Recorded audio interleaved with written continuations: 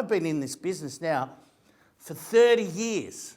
30 years is a long time for a performer, and I've probably had maybe 3 months off in those 30 years. I've had to keep reinventing myself. I've been acting, doing stand-up comedy, playing music, modelling, teaching, now talking. I haven't had to do any other job. How many people in this room ever wanted to be an actor, a performer? There's a few people. Oh, they're two up the back. They look like Tina Arena too. So you could have been Tina, you could have been singers. You can sing as well. Or you could go on The Voice maybe. It's never too late.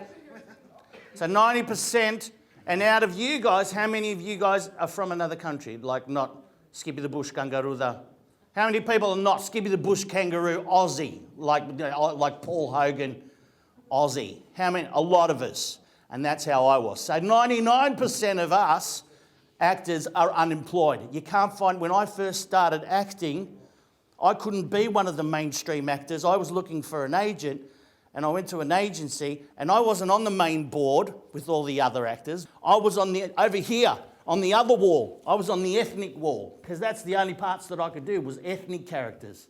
Now it's a bit different in Australia because we've broken a few barriers, and we're considered as part of the mainstream, because when you look at this room, look at us. We're all from somewhere else. You know, we're all considered Australians. So that's the thing. That's how hard it is for an ethnic Australian to become an actor in the mainstream and keep working. So this is how I, George, got into doing what I do. You know, so I'm from a Greek family. My mum and my dad are Greek Australians. They came out here in early 60s, or 1960 they came out here. Couldn't speak English, and I came along a little bit later. So when I was a kid, when I was a little boy, at home the only language that I spoke was Greek. I didn't speak any other language. So I didn't speak English until I started primary school. So already I was behind the 8 ball, because English is a big part. If you want to be an actor in this country, English, you've got to speak English. You know, so if your vocab isn't as good as the other kids, my English is my second language, actually. If your vocab isn't good, then you're behind the gun. And some people just give up. You know, some people try it and they just give up. But I kept going, you know. My natural ability was to act. And at school I was always involved in putting on a play or a performance. Or I used to be like a little smart ass at school. I used to get sent out of the room all the time for showing off. I was show off. It was my natural thing to perform in front of a crowd. One-on-one, I'm very shy. I don't talk to people well one-on-one. I can't look at people in the eyes. I get very, very, you know, I'm not good at that. But when I talk to a crowd, that's my natural thing to do, is to talk to a crowd. I love doing that. So I was made to do this job, more or less. I'm a show pony. I was made to perform. 30 years later, I'm still doing it. When it was time to choose my course, my tertiary institution course, I got into drama because I was so good at drama, and I picked it, and it was a part of. So it's a choice that you make sometimes that takes you into another. You know, instead of going, no, I won't do drama because I'll do modern maths or something like that. That wouldn't have gotten me into drama. So sometimes you've got to sacrifice things and make choices that take you onto a road that leads you onto, you know, something that you're going to do later. So you've got to take those opportunities when they come up. So I finished high school, I went to university, I started doing drama. I was the only Greek kid at Rusden, and I was young. But while I was there doing that course, that's when my opportunities came up, because being the only Greek in a university or a college filled with, they were all Anglo-Australians. There's only a few of us. There was one Italian guy and me and a Greek, and then probably another guy, an Asian guy and an Indian guy, and that's it. So I didn't really come up with this style of humour that I do now until I met a friend of mine, Simon Palamaris. So Simon Palamaris and I started working together because we kind of realised, and the thing that happened to me is I got sick when I was studying at the college. I got sick, so I took a year off. So again, fate took me somewhere. So sometimes you don't have control of your destiny. It takes you, and then you just have to follow. And I met Simon Kapiniaris, who's a fellow actor, and 25 years later we're still working together. He became like a brother to me. And this is the guy that I ended up doing a lot of these shows, Acropolis now and Wogs Out of Work, and lots of stand-up shows, because we more or less found each other and worked together and gave each other strength. Work. Now Simon, my friend, had worked with me in the past. He had worked on his own doing some kind of stand-up. He did some stand-up tryouts. But I'd never done it before. I never even thought about being a stand-up comedian. And he said to me, you want to do this? We finished college, you want to make some extra money? We can go out and do some of the comedy clubs in Melbourne. So I said, yeah, I'll give it a go.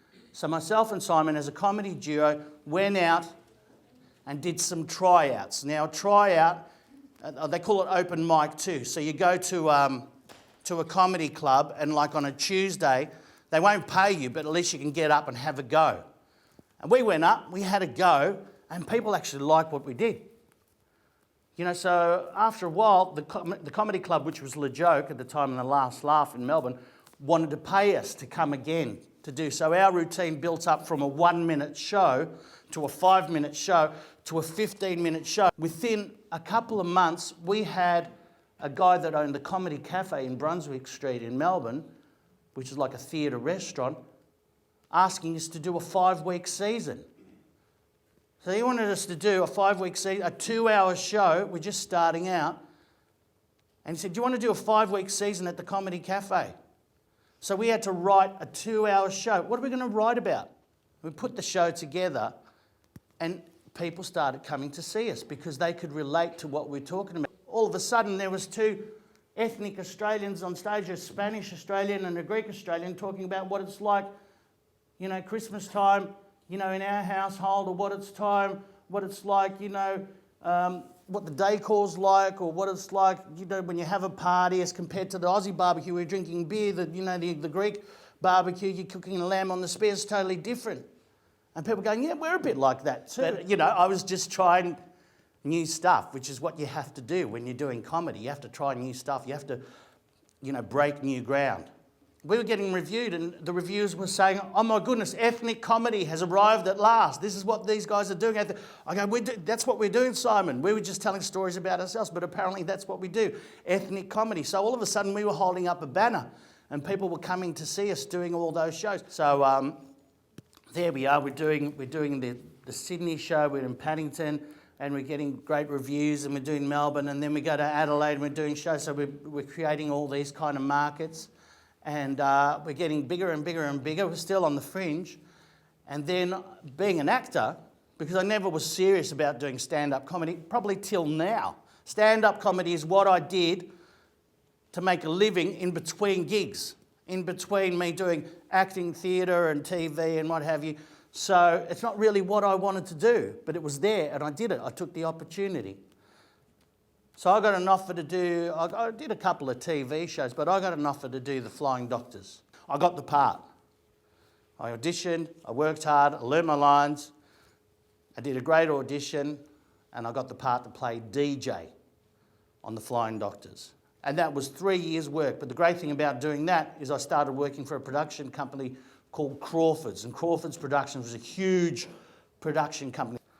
So, so that was a great grounding for me and a great education. And before, I've got to say, before then, when I got serious about doing acting, what I did was I opened up the phone book. These days we don't have phone book, we have Google. But then I opened up the phone book and there was a long list of acting agents, and I rang every agent in Melbourne and said, can I be on your books? Can I be on your book? Can you find work for me? A lot of people went and didn't reply. A lot of people said no, and then a couple said yes. So, but if I hadn't tried, I would never know. That's the stuff you have to do. You have to audition. I auditioned once for a part. It was a Greek guy that owned a fruit shop before Con the Fruiterer. And I said, how am I going to get this part? What am I going to do? You need a bit of a plan. You need to plan ahead. You know, they're not going to call you on the phone and say, you know, do you want a job? You have to go out there and find the job sometimes, you know. And that's the thing. That's the thing about getting work. No one's going to call you if you're just sitting around the house. You have to go out there and get the work. So I found out there was a part for this Greek fruit shop owner or whatever. So I walked in and I pretended I was Greek straight off the boat. I said, hello, my name is Kapiniaris. I'd like to try for the... And they believed me and I got the part. 2 months later, I went back to the same company for another audition. I go, hi, how you going? I go, gee, you learned to speak Aussie pretty quickly. So there I am, doing the Flying Doctors for 3 years, you know, on TV, getting a bit of a name for myself. Simon's having to do some stand-up comedy on his own. He's doing really well. He meets up with Nick. They say, you want the Melbourne International Comedy Festival was about to start in that year. Let's do a show. They didn't have a lot of money. They got a spot, a 10:30 spot at the Universal 2, the theatre. You know, it was a fringy sort of theatre, only 200 seats. Let's do a 10:30 show. It won't cost us much to hire the space. You're a wog out of work. I'm a wog out of work. We'll get another girl, Maria Portesi, who was Italian. She's a wog out of work. Why don't we call the show Wogs Out of Work?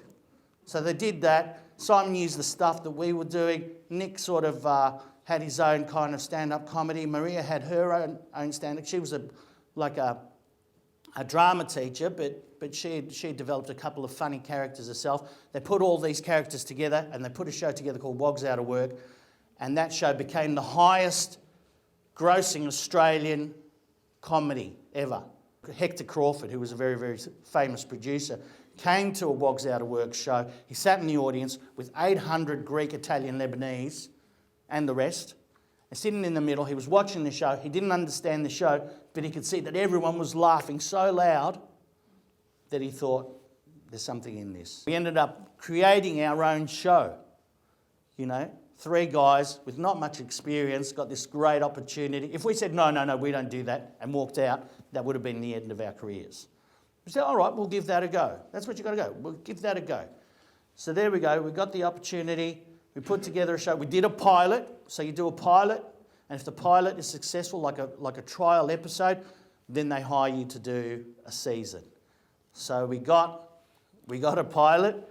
We did it, and we did a series. The series was successful. We got another series, and we did Acropolis Now, which is this series here. And we did five series. So 5 years we were writing and doing this and doing live shows of this. Became pretty successful, and we created a huge market, and that was Acropolis Now, because, like I said before, 99% of us are unemployed, so you've got to do something else to make a living, you know, and when you get the opportunity to do the thing you're passionate about, you do it. But I've been lucky. I've never had to do any other job apart from what I'm doing. This is probably the most out of what I do.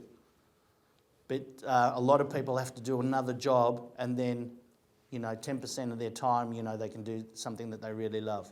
I was asked to do a musical theatre show, which I auditioned for, and I had to sing. Now, I knew how to play the guitar, and I could sing a bit, but I was challenged, and I did a show called Return to the Forbidden Planet, and it was offered to me. I could have said no, and it was probably offered to me because I had a bit of a profile now on TV. I could have said no, but I said, no, I'll give it a go.